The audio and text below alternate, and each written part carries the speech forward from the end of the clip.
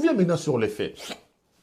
La ministre belge dit qu'en 2023, il y avait 1250. Qu'en 2025, on est passé à 2500. En 2026 ici, on est encore au mois d'avril, on est à plus de 500. Mais Madame la ministre, vous avez la clé pour résoudre ce problème.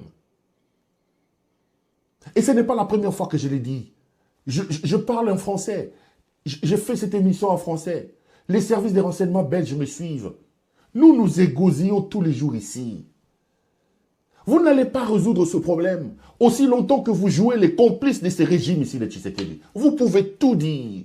Aujourd'hui au Congo, il y a une dictature féroce qui s'est fait avec complicité. Le silence de la Belgique face à ces régimes. La Belgique accompagne la folie de Tshisekedi. Et ici sur ce plateau, j'ai toujours dit que la Belgique doit changer le fusil d'épaule. La Belgique a une histoire avec ce pays. Le Congo a été colonisé par la Belgique. Et la Belgique a toujours été le lanceur d'alerte. La Belgique a toujours été en pointe à l'époque de Mobutu, à l'époque de Kabila. Que ce soit en termes de lobbying, que ce soit en termes de ceci, la voix de la Belgique a toujours porté contre les antivaleurs, contre les violations des droits de l'homme. Mais aujourd'hui, il y a un bandit, il y a un criminel d'État, il y a un dictateur qui gère ce pays de manière avec un autoritarisme exagéré. On tue les gens. Il crée, il multiplie les services. Comme le CNC d'Elisette Kabanga. Combien de plaintes vous avez ici contre les autorités et les militaires du Congo? L'affaire Chéribert Okende est ici. Le pillage des minerais de Katanga. La famille de Tshisekedi, sa femme, ses enfants, tous des nationalités belges. Vous, la Belgique, vos compatriotes sont chez nous. Ils tuent nos frères. Ils pillent nos pays. Les Tshisekedi là sont des Belges. Vous avez la responsabilité. Disons-nous la vérité en nous regardant en face. Ce que vous faites là, c'est vouloir trouver une solution à un problème, mais en posant les mauvais diagnostics.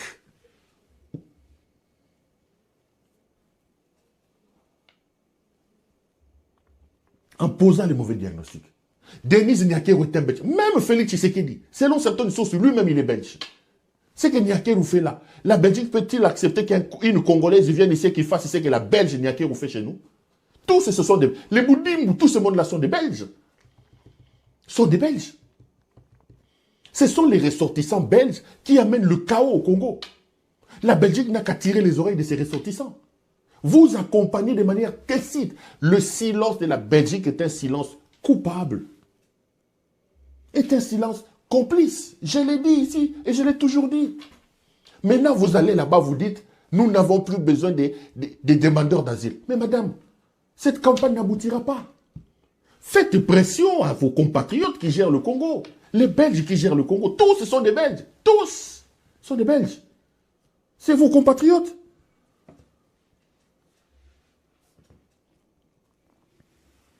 Tous ce sont des Belges. La Belgique, s'il veut résoudre ce problème, il est vrai, même quand on parle des demandeurs d'asile qui ont fui le Congo pour des raisons économiques. Pourquoi ils ont fui le Congo pour des raisons économiques? Mais tout l'argent qu'on paye là-bas, on vient acheter des maisons ici en Belgique, non? Tous les maisons, l'argent qu'on paye là-bas, ils viennent acheter des maisons ici. Chez vous, ici en Belgique, ici, il y a un grand dossier sur le pillage du Katanga. Le procureur du roi en Belgique, il est allé pour l'instruction à Kinshasa. La famille de Tshisekedi, il y a 7 personnes qui sont citées à l'intérieur. La plupart de ces 7 personnes-là sont tous des nationalités belges qui pillent au Katanga.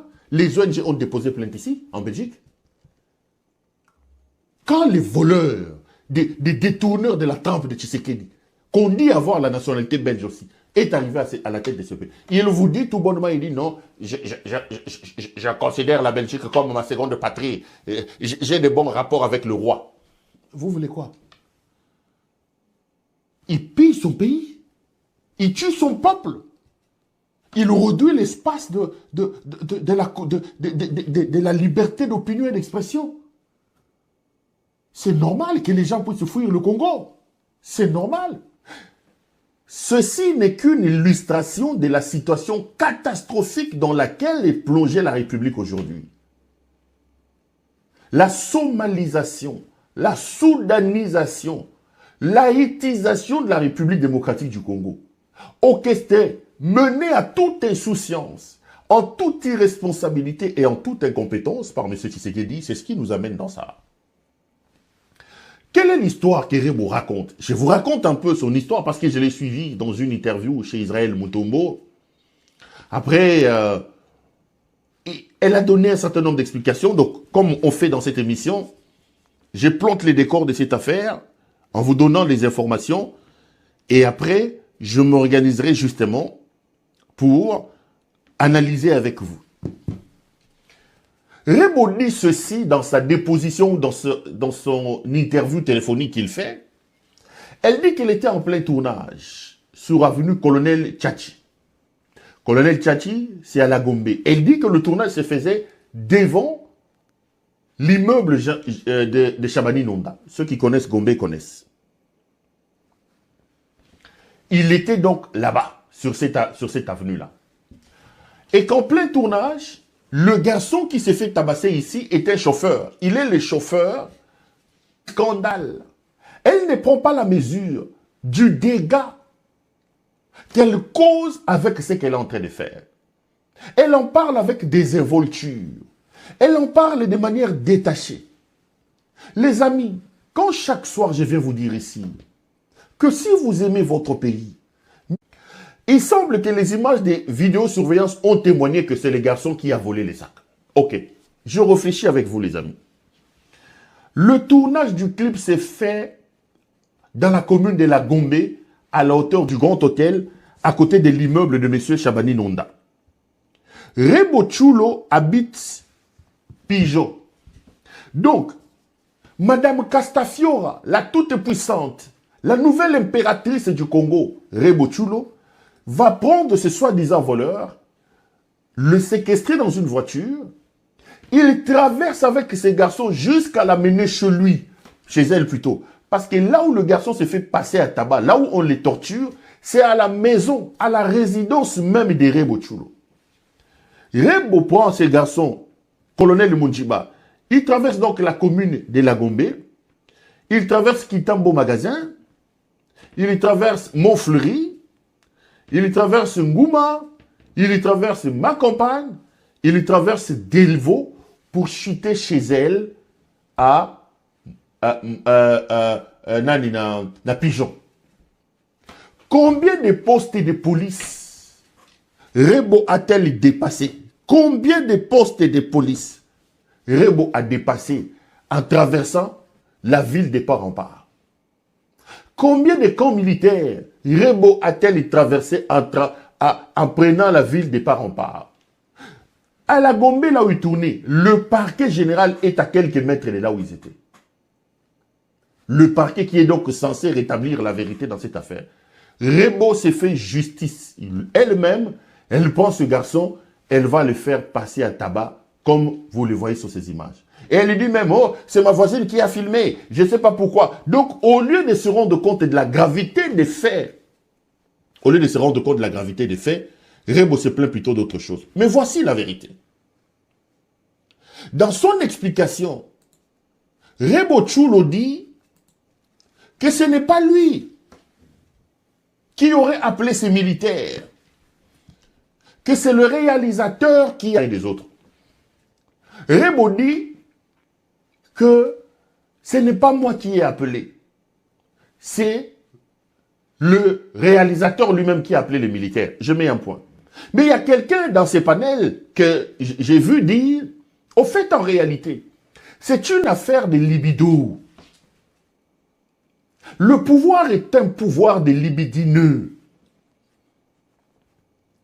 Quelqu'un a apporté une hypothèse dans un panel, dans un groupe, dans des débats, une hypothèse vers laquelle je suis en train de pencher.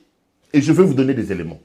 Selon cette hypothèse, et selon ces panels, la toute-puissante, l'impératrice Castafiora congolaise, donc Madame Castafiora, alias Rebo Chulo, sort désormais offre ses capacités libidinales, offre ses prouesses libidinales à un membre influent du régime de Tshisekedi. Et j'ai vu sur Internet les gens dire qu'il s'agit même de quelqu'un de proche de la famille de Tshisekedi. Pourquoi je pencherai vers cette hypothèse? Regardez la vidéo. Dans cette vidéo ici, ce ne sont pas les Rembo, Azuye, Ayunguliye. Foro, ay banzemo na yebakawan. Ngainde mama na bango. Akei kosala ki mama na bango, na molili, na nkuku, na libido. Ki mama na bango ememi ki bolole ya pouvoir oyo. Et ça la makamba boy. Qui bolole ya pouvoir oyo. Donc on va prendre en otage. J'ai vu quelqu'un écrire sur les réseaux sociaux, il dit oh, Abimagana Guy Modianvita. Je ne confirme pas. J'ai vu ça sur les réseaux sociaux. Il y a même quelqu'un qui dit qu'il semblerait que c'est Guy Modianvita qui a envoyé ses militaires. Guy Modianvita, c'est qui? C'est l'infirmier là, qui était ici comme infirmier. Je ne confirme pas. J'ai dit que ça s'est dit dans un panel. Que les choses soient claires. On dit, Guy Modianvita, de Akoma, libido, il y a impératrice Oyo, Guy Modianvita.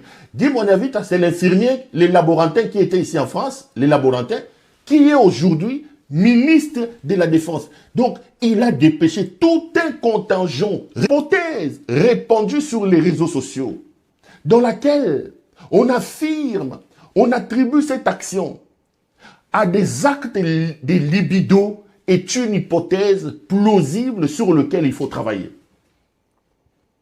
C'est une hypothèse. Donc, Rembo offre ses services libidinales, ses services de libido à un proche du pouvoir que les réseaux sociaux accusent d'être Guy Modianvita.